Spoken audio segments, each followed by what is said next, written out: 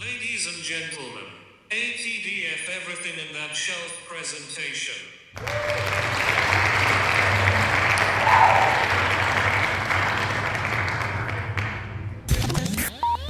You're now rocking with TDF everything. Spoiled rotten.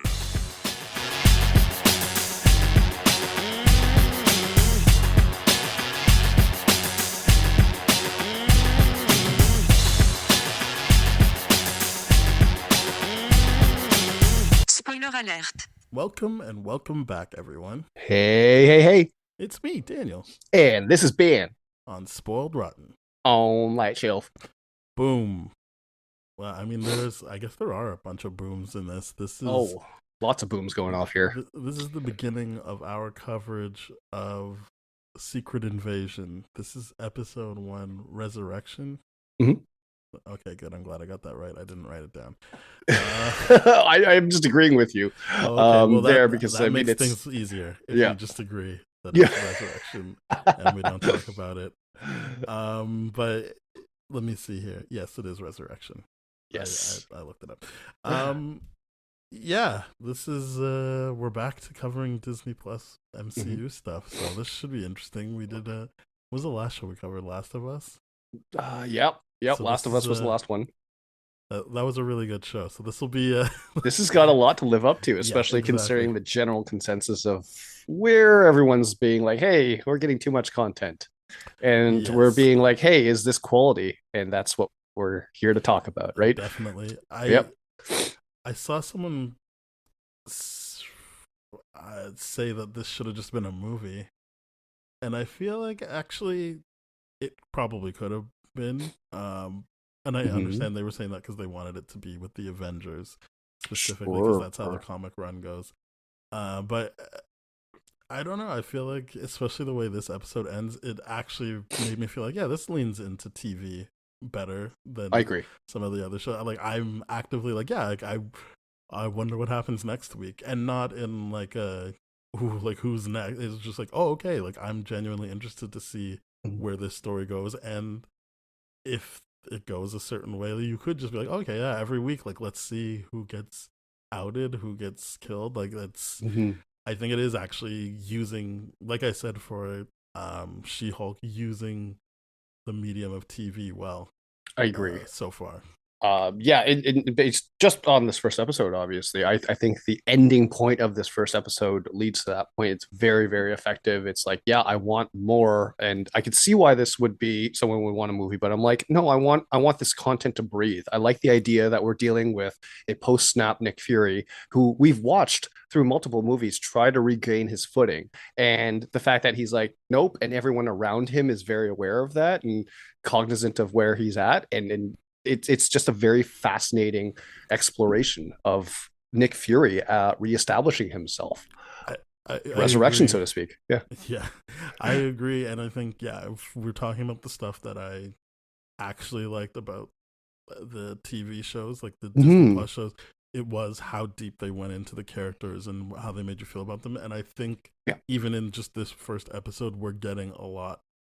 And it's not dialogue based necessarily, just I did write the notes, so we will go in order of the episode, but like, just as you said, like, getting this deep dive on Nick Fury is great, and I think Samuel Jackson is doing a great job with just choice he's making on how he walks off of the UFO, like the way he looks when he's remembering actually being snapped away. Like, again, we'll get to all of this stuff, but if we're going to be doing that, I'm 100% happy that this is a TV show, because that's where they actually take the time to do this kind of stuff and give you a proper portrait of the character that they're talking about. Yeah, and I'm not a big spy espionage content consumer and all that kind of stuff. This obviously falls into that category, but my perception of that has always been, okay, well, if we're doing spy espionage in terms of movie, my comparison is James Bond, and that's so formulaic up until recently that it's been like, okay, is that what we're looking for, though? Are we looking for Nick Fury to be 007? Because I don't want that. It's just too, I'm not we're not dealing with the idea of like, no, he's actually shaken up. He when he went to Saber, it was like under the guise of we're gonna do planetary defense, but like no, he's legit shaken up, and he let the ball drop a few times, and he has to reckon with that, right? Yeah. And it's a wildly interesting concept that I don't think the idea of trust can be explored as well in a movie as it was in this episode. Yeah, and hopefully throughout. Absolutely. Because I think, yeah, there's you obviously, they obviously talk about who can you trust. That's even the Yes. comic tagline. Of course. But I feel like to me, it felt like really about letting people down and letting yourself down. I feel like every character, Mm-hmm.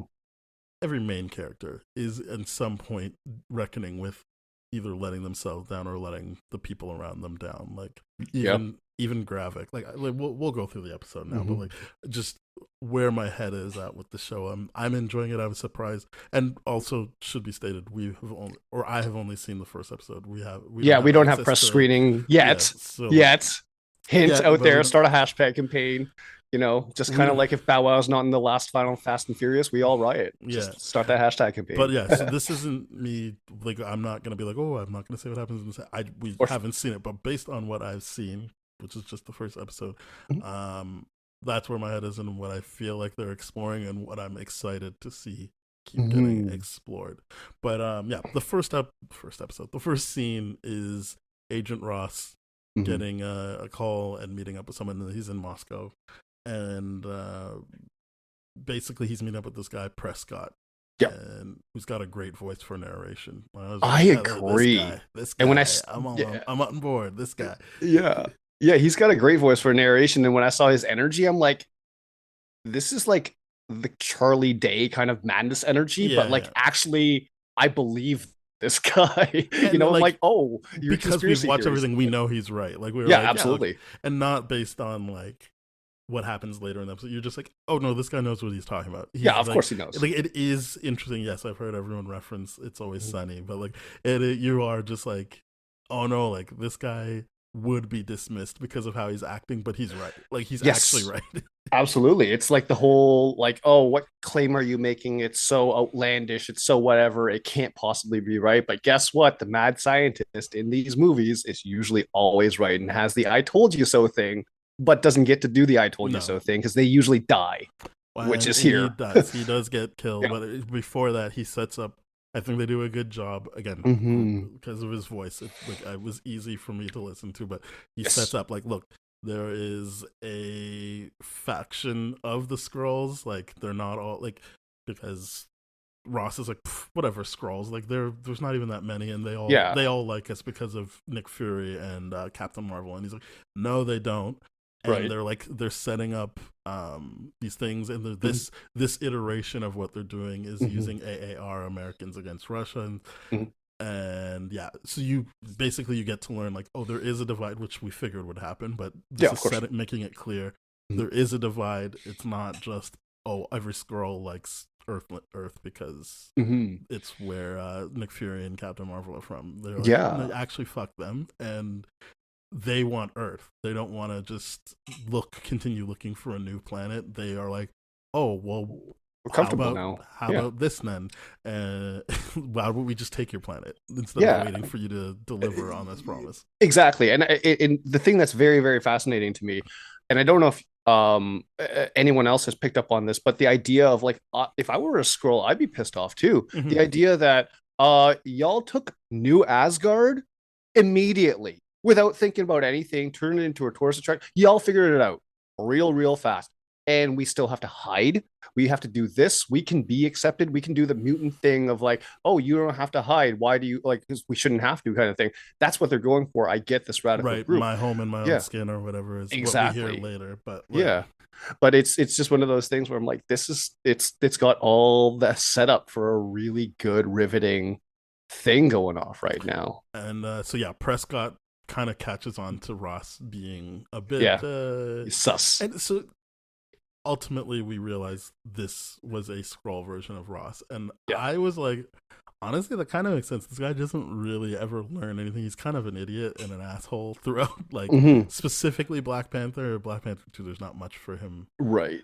uh to do other than be like, hey, look, they saved me that one time. But I was kind of I get the feeling people are saying like, oh, he wasn't a Skrull the whole time we knew him. And the director said these, if you watch the whole show, you'll have an answer as to how long that Skrull had been active. But like, Right. I was just like, oh, that makes sense because like, sure, he's friends with like Val. he actually Yeah.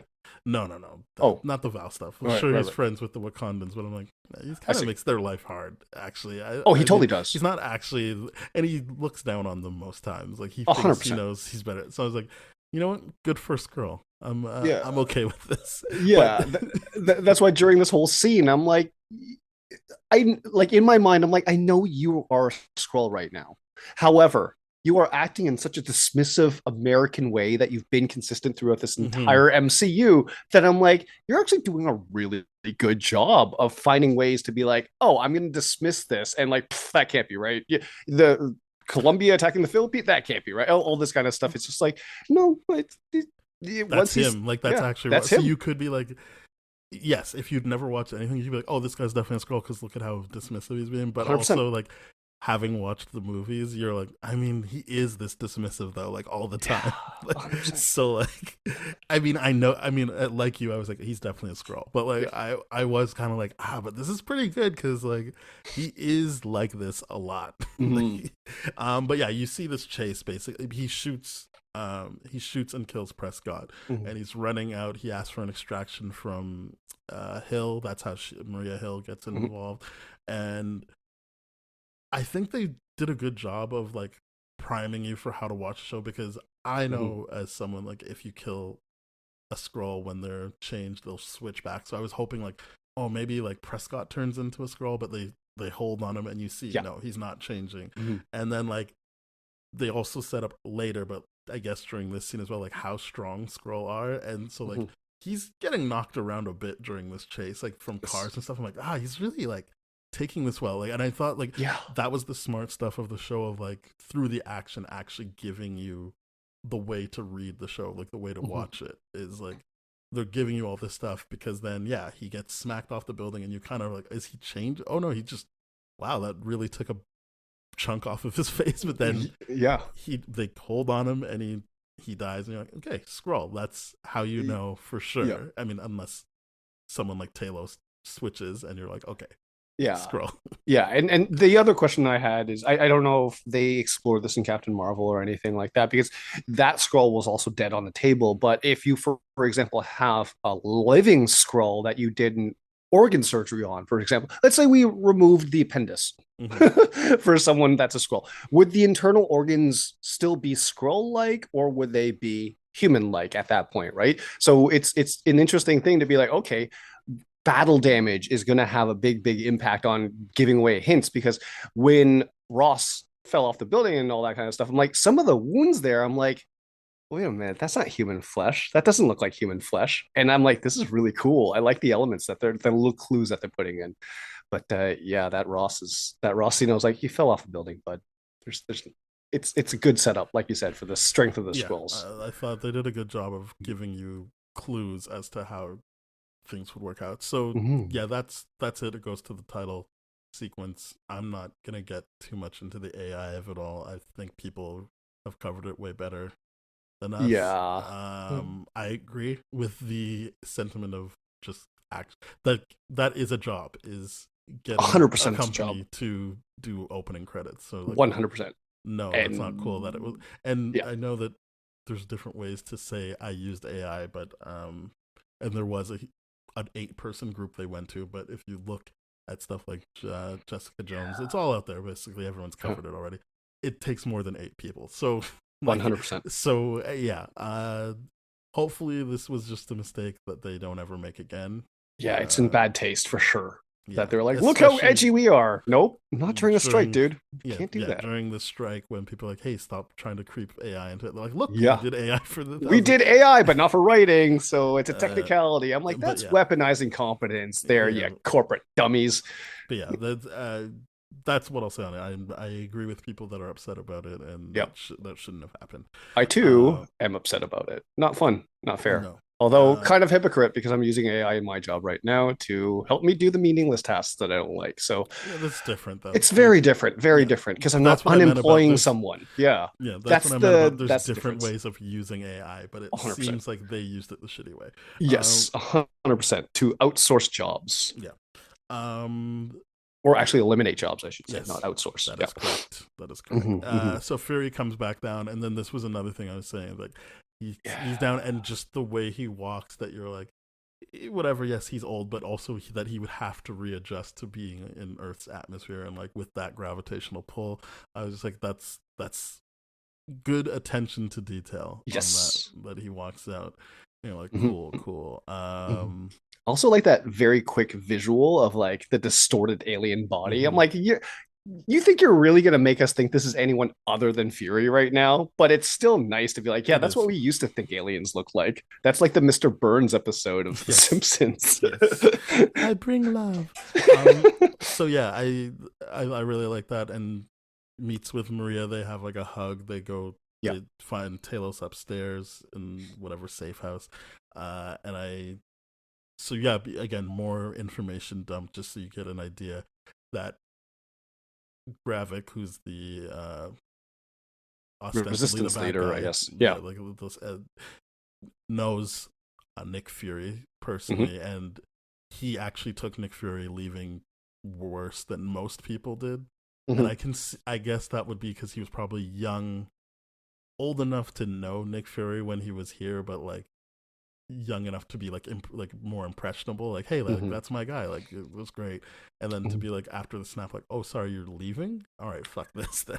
Yeah, it's a difficult concept, right? Because I mean, the very, very real human aspect of it is like, hey, during the pandemic, a lot of people went away into their own stuff, didn't contact, like, all that kind of stuff, went into their isolation.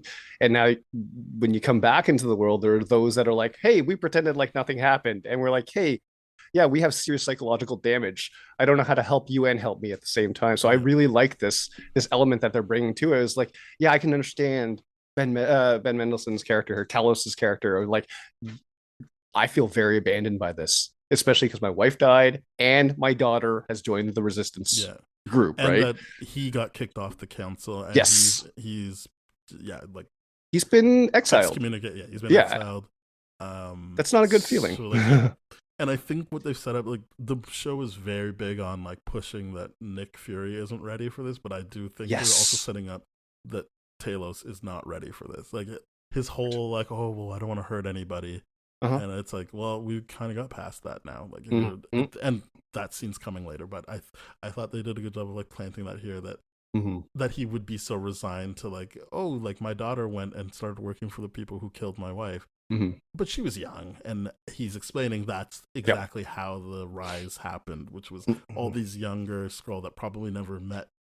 I guess they could have met. They obviously would have met him, but like they don't have like the attachment to Nick Fury and Or Captain Danvers. Marvel Yeah. like the way the older ones did when they were all on Earth. Yeah. Would be like, sorry, so we're just supposed to trust the guy that just ran away, and we've never even like, some of them probably are like, I don't even know Mm-hmm. who Captain Marvel is. Like she came back after the snap for a second, maybe. Yeah. Like I like, yeah, we're done with this, and Yeah. yeah, that's kind of you understand the motivations of these people that are like joining this rebellion of like, oh yeah, Yeah. like we don't have to wait for them to get us a planet, we can just take this. And I Yeah. liked that they planted that seed, like whatever pun intended, of showing the plant that the wife Yes. planted. He's like, look, it's taking to Earth's like It's atmosphere. adapting, Yeah, it's terraforming, it's doing its thing, it's evolving, and yeah, it's great because that's I feel like that's a good metaphor for Talos's kind of perception on this now is that maybe he wants to instead find. I think Talos is, for all intents and purposes, kind of given up on finding that new planet and just kind of like been like, how do we integrate here instead? How do we terraform and adapt our old ways into this? And I think he's accepted that kind of aspect of like that dream that he and his wife once had to be like, we're gonna build a new home somewhere, and all. He's given up on that and like let's adapt here instead. well, I don't think that's the case. Really? Otherwise he wouldn't have been kicked off the council if that's what he believed. Mm. Well, I guess you're right. Yeah, that's Like, 100% I true. think he is just like loyal to Nick, and Nick is like, I'll 100%. find you somewhere else. I think Hmm. he's like, isn't that interesting? It adapted. Anyway, Yeah. like I guess I'll work with you to get us to our new planet. Yeah, that passive Uh, aggressive thing to be like, yeah, hey, like just the passivity of exactly as you said, mm, and and not really being prepared to fight for anything that he true, wants. Like he true. gets kicked or whatever. But yeah, and Because you learn that. Sorry, I cut you off. What were you gonna say? no, I was just gonna say like Talos's character. It's just one of those things where the death of his naivety in this. The idea he's reckoning with the idea of you can't help everyone, and he's trying to, and all this kind of stuff, right? And it's the He's kind of certainly lesson like that reckoning Maria with like how do I not let people down? exactly. Like Same thing but with Fury mhm. and Maria. Later on, we'll talk about that conversation, but like presenting that directly in front of him is like, hey, And I this is feel the like situation. Gravik is as well. Like when Yeah, people come up to him like, 100%. "Oh no, you're the cause." Like, no, I'm not the cause. That's No, not. home is the Yeah, cause. yeah. But like, And I love that as a leader. I'm like, oh my God, dude, you're so manipulative. You're so manipulative. I mean, Okay. again, we've talked about your use of Yeah. manipulation. I don't think that's what this is, but I think he's just Yes. genuinely like, I'm tired of waiting on these people that aren't going to help us. 100%. It's got the whole like Gen Z energy of like, hey, you screwed up the Earth. Greta Thunberg kind of we're taking charge by ourselves now and all that kind of stuff. Yeah, It's very much like that. It's like, hey, y'all boomers were just waiting around. You keep waiting, you're not doing anything. Here's our shot. This is what we're yeah. gonna do. Love that Um, dynamic. and yeah, but basically, what I was gonna say is they also give you the thing of like the reason they're in Moscow in particular is they don't get affected by Radiation. radiation. Right? Yeah. Sorry, thank you.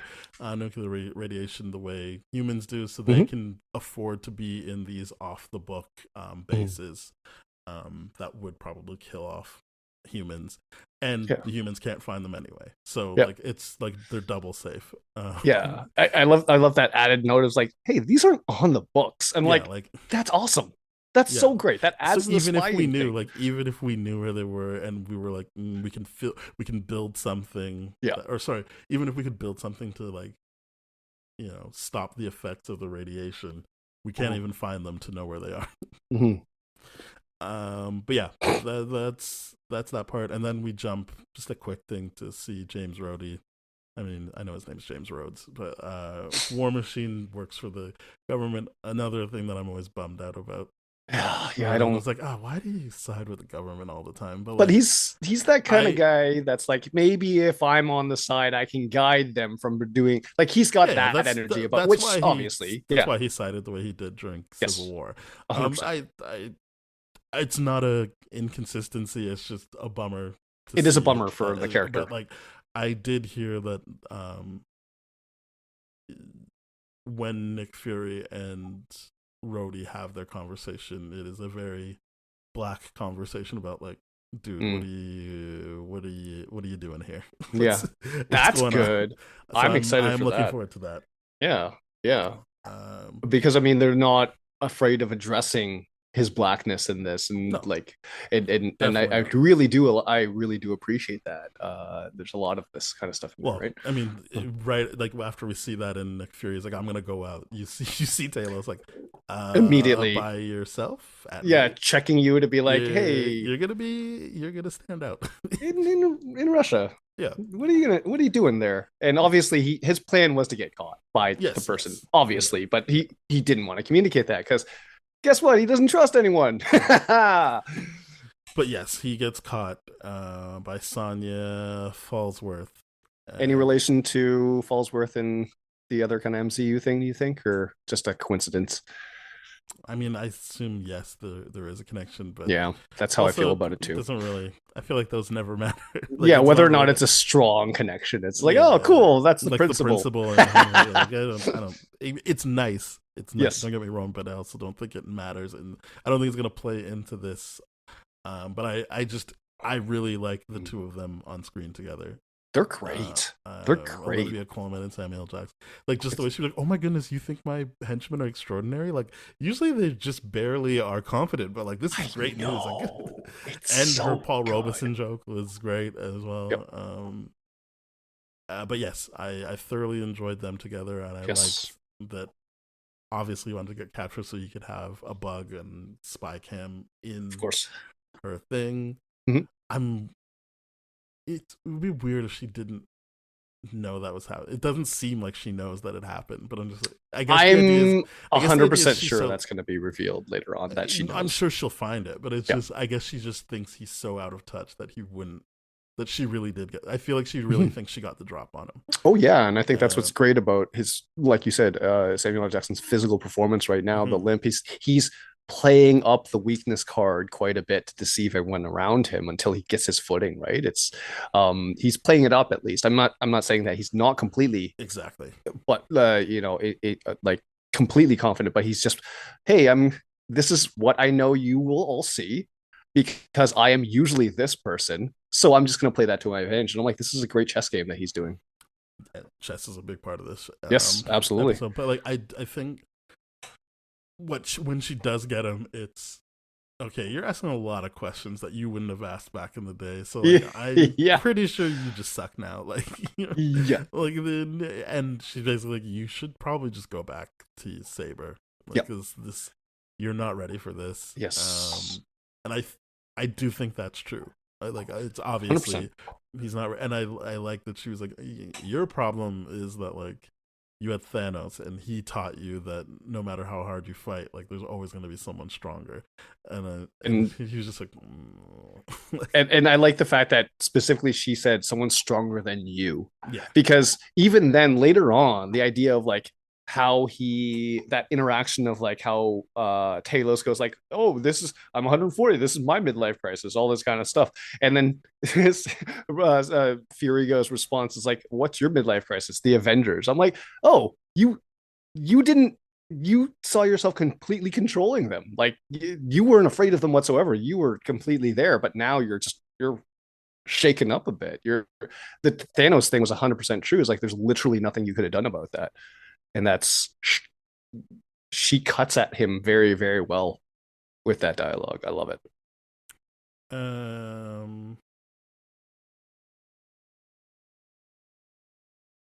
Yeah, sorry, that's the main idea of that that interaction. He gets to place a spy cam. She can cleanly state what his issue is. She's like, oh, you came down for Gravik because he's like your Thanos, because I think earlier on he gets so upset when or maybe this is later, but there's a point where they're at the table and Talos is like, oh yeah, like if Gravik is successful, it'll mean the extinction of you as a species. And like his reaction is so visceral. I really appreciate it. Again, like that he's just like genuinely upset about that, and it is the Thanos thing again. He's like, fuck, like another, like last time it was half the existence, this time it's everybody, like everyone. Yeah. And I came out of retirement, and this is the first thing I got to deal with. Shit. Well, I mean, this is why he's out of retirement. Like, yeah, of course. And he's just like, he would only ever come out for this. Yeah. Yeah, and this is the thing, right? It's just like the idea of like disengaging from the past 5 years or whatever it might be, or the period after the snap and all that kind of stuff where he was brought back. It's the idea of full on disengagement. Coming back is just never going to be the same thing, and I love how much he's struggling with it. I did forget to mention that the point of the roadie scene was to establish that both Nick Fury and Maria Hill are now considered AWOL, and the government wants them back because he abandoned Saber. She's been kind of in the wind, so that is another threat for them, is the American government, while they're trying to do this. And sure that we put that out there. And the other side of it too, being very clearly communicated, we are not at the Harrison Ford president yet that we're going to get in New World Order or Brave New World, I should say. Now that's changed. It is President Ritson right now. So I don't know, potential Skrull, maybe not. I don't know that, but that's a big question mark that we're having to pay attention to, for sure. And then we see Gaia, kind of, who is Talos's daughter, welcoming a new well, he isn't possible. I think he just becomes the new recruit for Gravik's thing. And again, another information dump gives you like they're calling this new Skrullos. Not everyone has to be a part of the rebellion. This can just be refuge. If you're a Skrull, you can just be there to live. But if you are a warrior, you get the perk of being able to leave. But you also have to stay in your human shell, as they call it, so that I guess the longer they stay in it, the harder it is for people to detect anything. Yeah. And he gave another reason, but I thought that was interesting that it would be like, I mean, that's a reason why we're going to just see a lot of Amelia Clark instead of her switching. Because, like, no, this is actually important to us being able to get shit done. It was a subtle little thing to be like, oh, okay, cool. This is how we're going to save VFX money. I like it. Build it into the story as opposed to putting it on AI.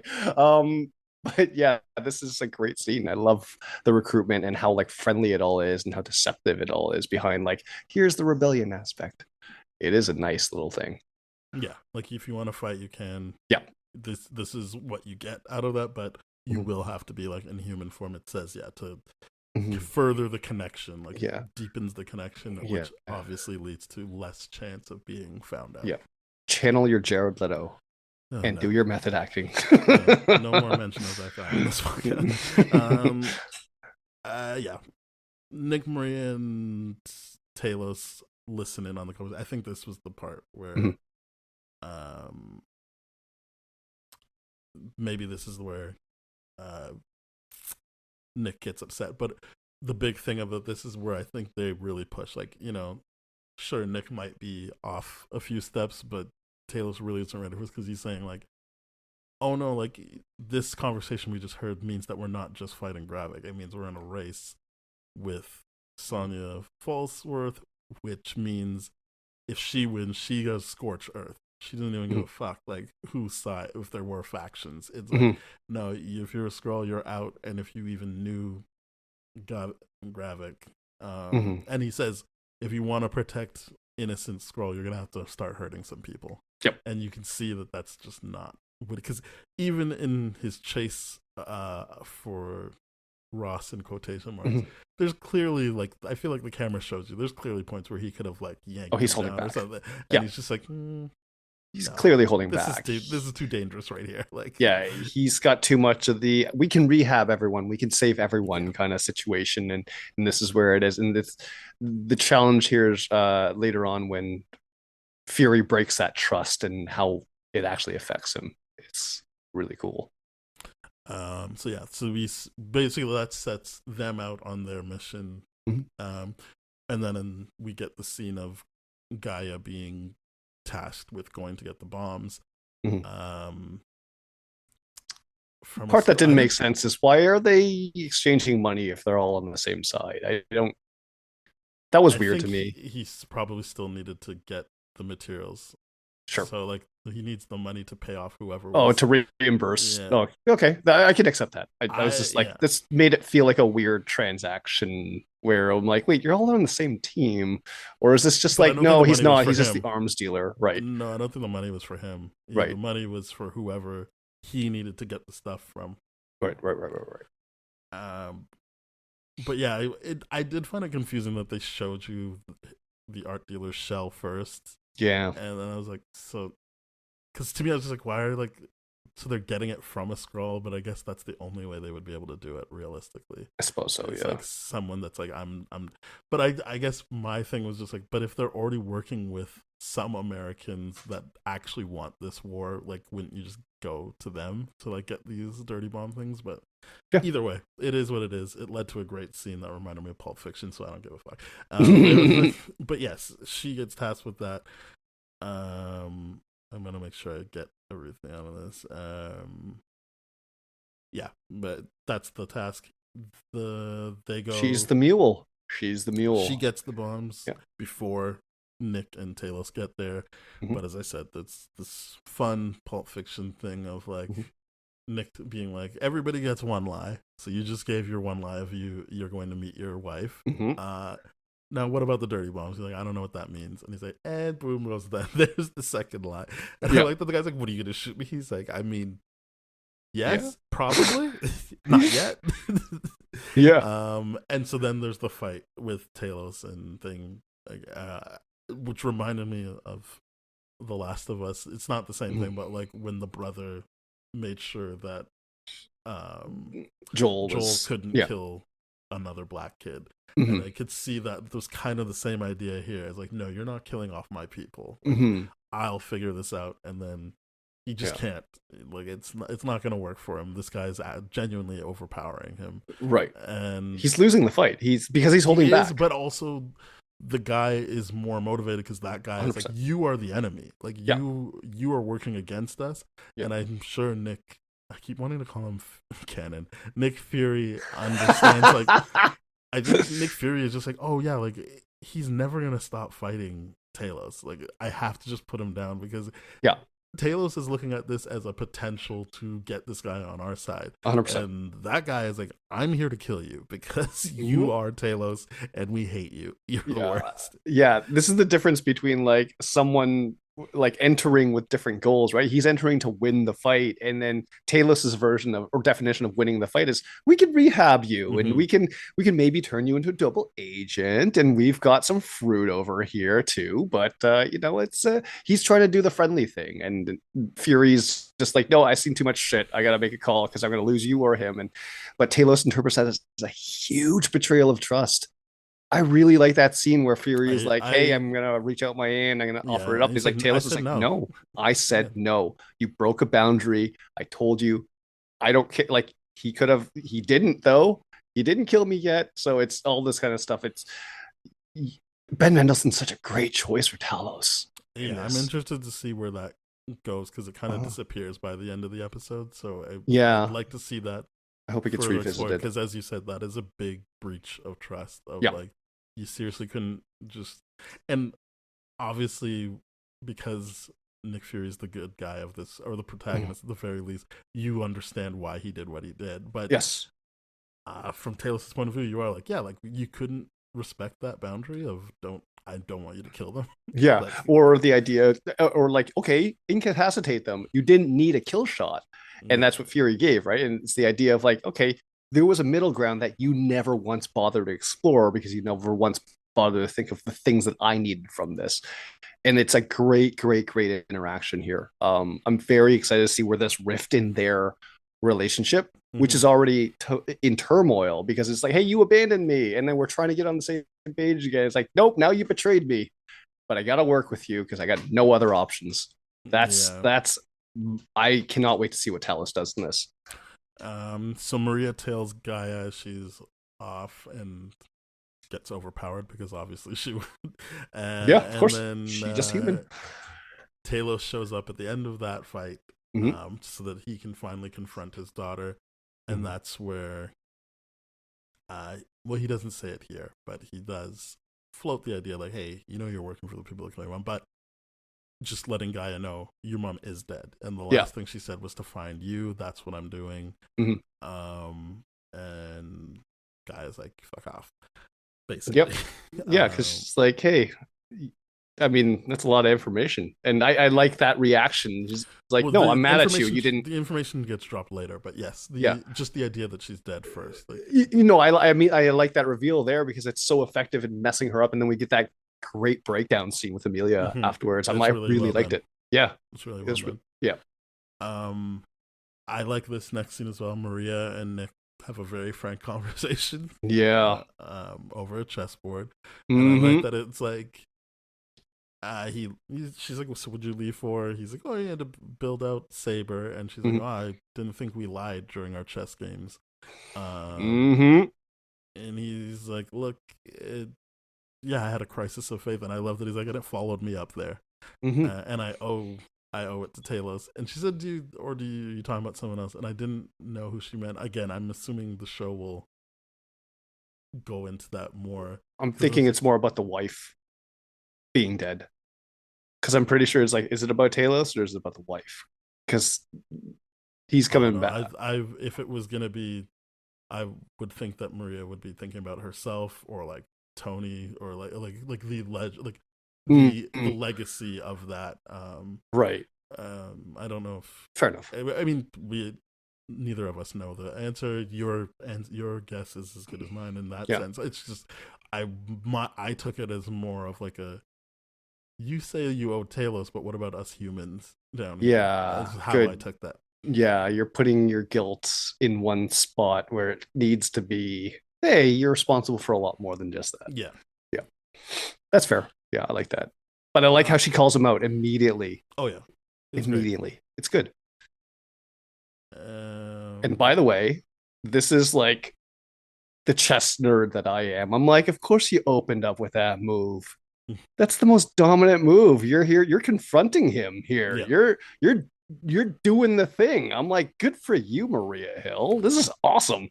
And she basically, is this where she's like, you gotta get back on track because otherwise people are gonna get hurt. Which This is exactly I think the I place. immediately was like, oh, it's gonna be her. That sucks. But That's she says, 100% what I thought. but she said like, oh, you always said it's okay to step away if the steps aren't If the steps aren't clear. certain, yeah. And also just again being reminded, look, you used to be 3 steps ahead of everything, and you're just not anymore. Yeah. Like the way she's like, are you gonna take a movie? He's like, I haven't decided. And she's like, dude, come on, like you're just not ready for this. Yeah. And he tries with, I mean, you called me, and she's like, I called you because Talos asked me to. That wasn't my call. That was a very effective thing. It's like, no, Taylor's called you because of emotions. My logic says that you're not ready. And I'm like, oh, that was saying a lot. I like that. I mean, she didn't say that, and I do think it's more her emotion as well of like, you never even called. And 100%.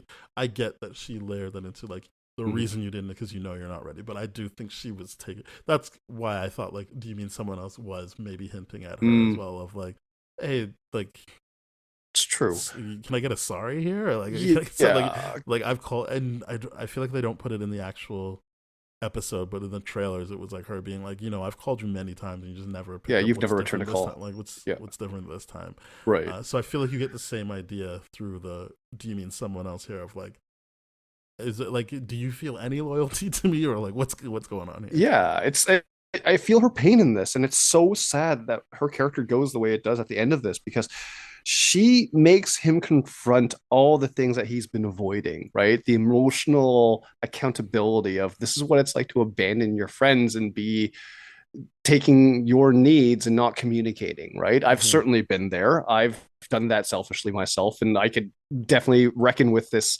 scene very, very well. Like Maria Hill's got a really, really good position here, and it's fascinating because especially when you remember the fact that Maria Hill was blipped the exact same time that Fury was. They were blipped together. They share that trauma together. They were the last people in each other's vicinity before they did that. And when they came back together, but he left. And she was there to support him and kept doing it. And she just ran out. It's a very, very, very poignant thing. And she does such a great job acting this out over a game of chess. Yeah. Phenomenal. It's again, I haven't seen the second episode, and I know that the Rotten Tomato score for this at one point was like 65%. I was like, does the second episode like fuck up so bad that you could like? I mean, I'm aware that it's Marvel, so everyone will shit on it. But like, it just seems like this is doing a bunch of stuff people genuinely like to see in storytelling, right? Which is letting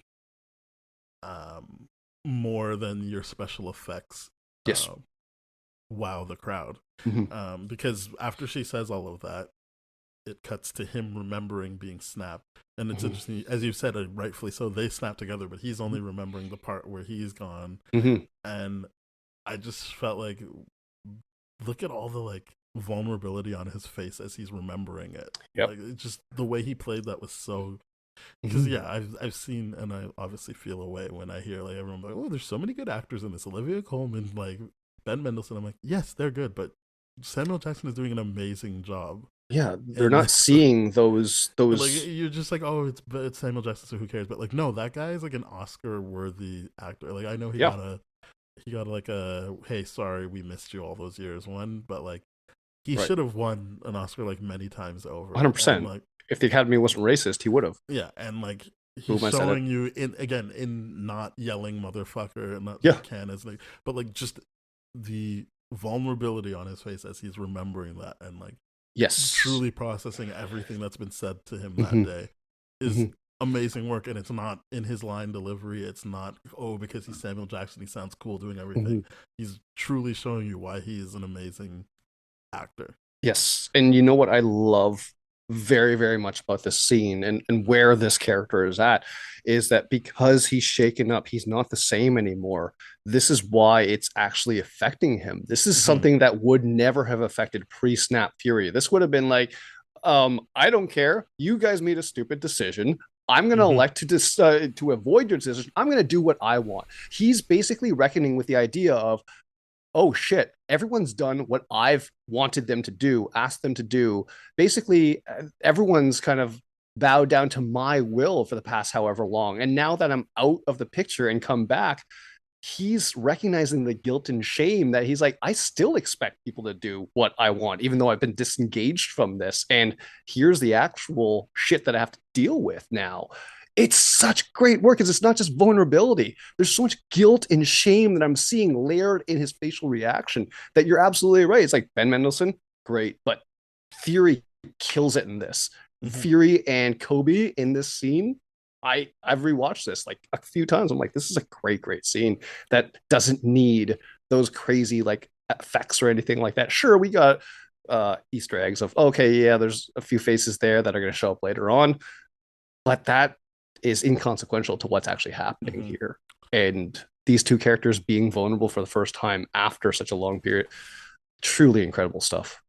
Then we see Gaia, who drops the bombs off, Mm-hmm. and it's kind of like, they're like, oh, you got caught. And she's like, yeah, maybe that probably means we should not do it tomorrow then, Mm-hmm. right? Like if they're onto us, and they're like, no, this is perfect. Like, Mm-hmm. yeah, even more. Like we want to do it even harder now. Like let's go for it.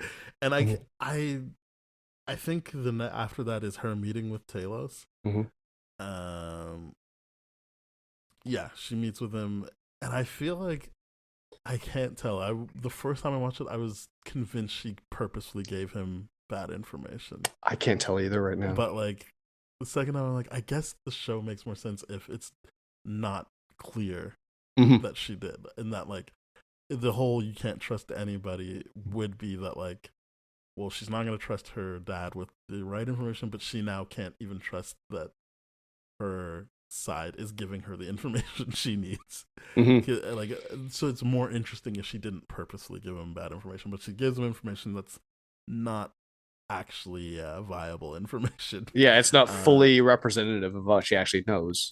Well, I mean, or what was going to happen. So maybe that is what she thought was supposed to happen. Well, here's the thing. I didn't know if that was supposed to be like, okay, we're changing last minute, and we're making because it's well, very something about we've got the perfect bait now.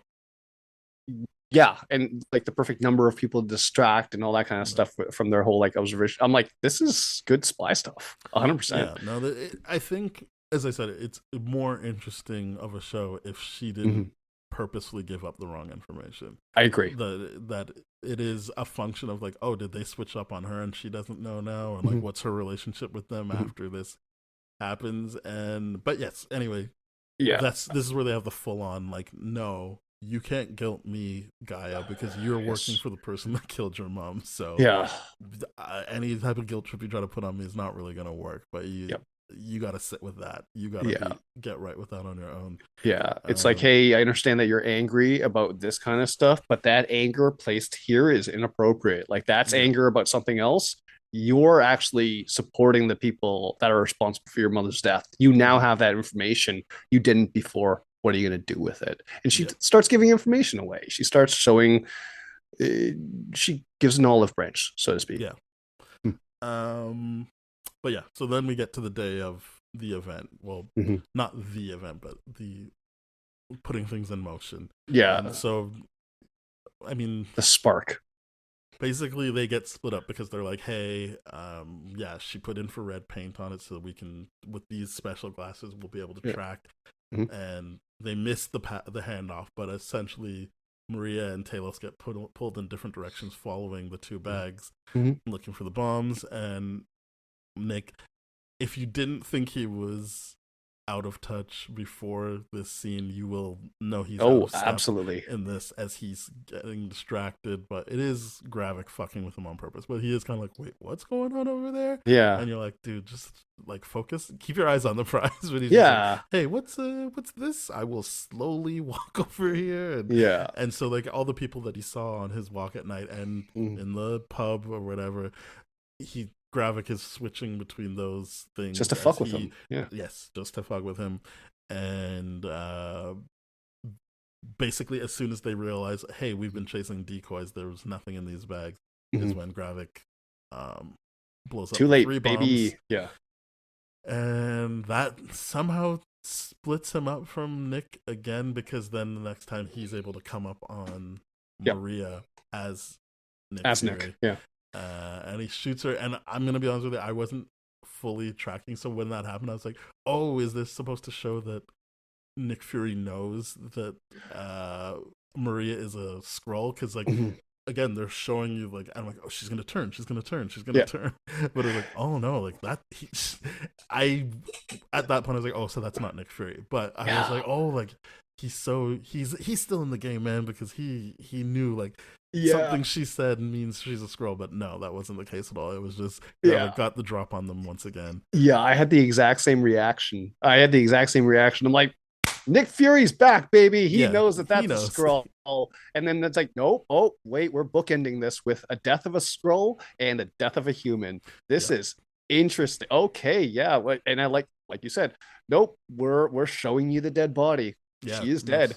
She's not turning. And it's enough time has passed that she would have turned. Like, you got to sit with this and just look at her bleed out now.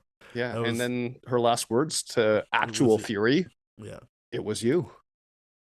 It was you, and it's you that let us down. It's you that did it. It's got multiple meanings, and he's got no way of getting that clarification, because in that chess scene, she very, very clearly goes like, hey, remember, someone will get hurt. Yeah. And boom, there's the payoff of that dialogue. Yeah. Listen, great. I don't really care about Rotten Tomatoes, but it just seems like a low amount of people liking the show, considering what was able to come across in this first episode. So maybe the second episode really sucks. I don't know. Sure. But I have the perception. We're on a good path. We're on a good path here. How many episodes have they gotten to review? 2. So my perception of this is, okay, you're falling bait to the writing, and it's gonna double cross or like bamboozle or whatever. Like to me, I'm like, I'm not rating this until I see the full thing. And we never rated until the end. But exactly. But that's where I'm like, Rotten Tomatoes, I'm like, this is where the fall off is. I think like, because this show's actively trying to keep us on our toes, and actively trying to do these things, I'm like, there's obviously something that doesn't make sense in the second episode that will make sense later on. That's important, because this is like, and I'm like, okay, I'm not taking that 64 into consideration. You don't have the full picture.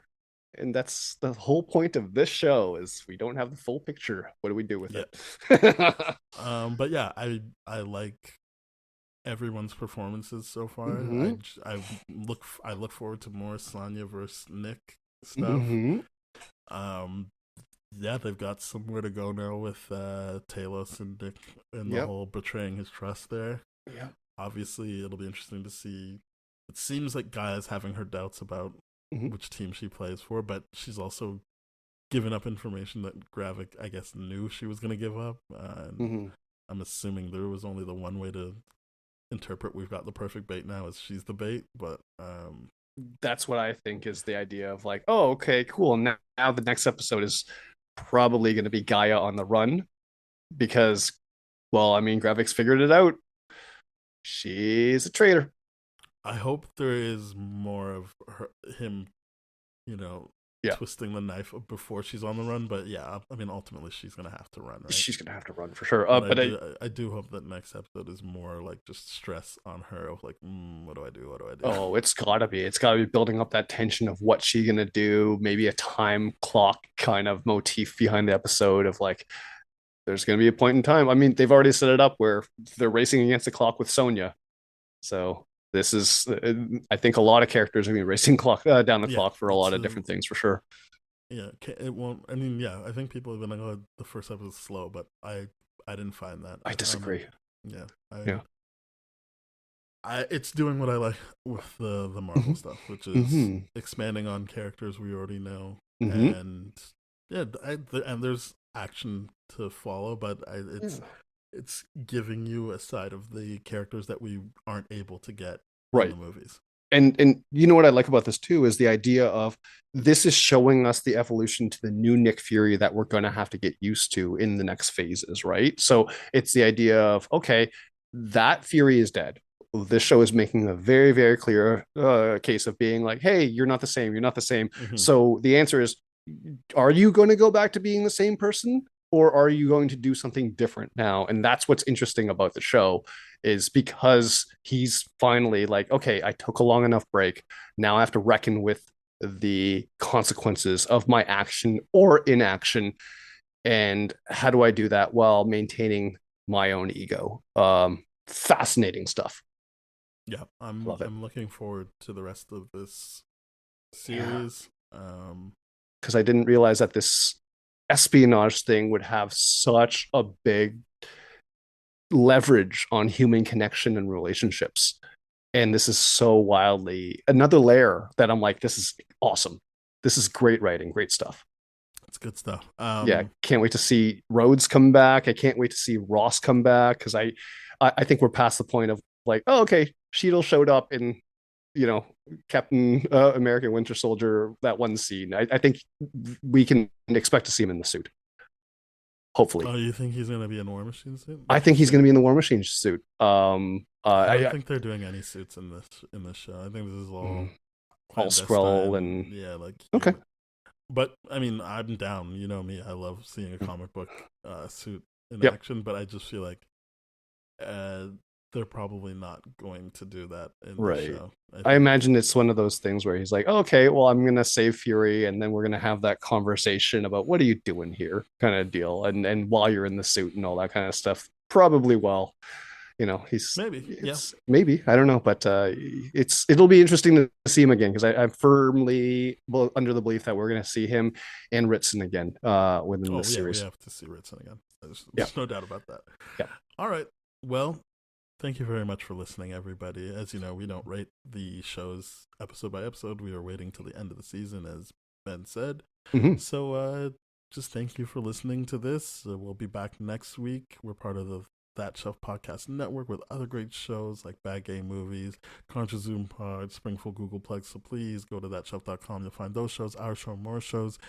If you want to hear older episodes of this show, go to tdfeverything.com/spoiledrotten. Our email is spoiledpodcast@gmail.com. Our Twitter and Instagram is @tdfspoiled. We're on all the podcast platforms, so please rate, review, subscribe, share, follow, do all that great stuff. Tell your friends about us. And then, let us know your Skrull theories. See you next week. Bye-bye.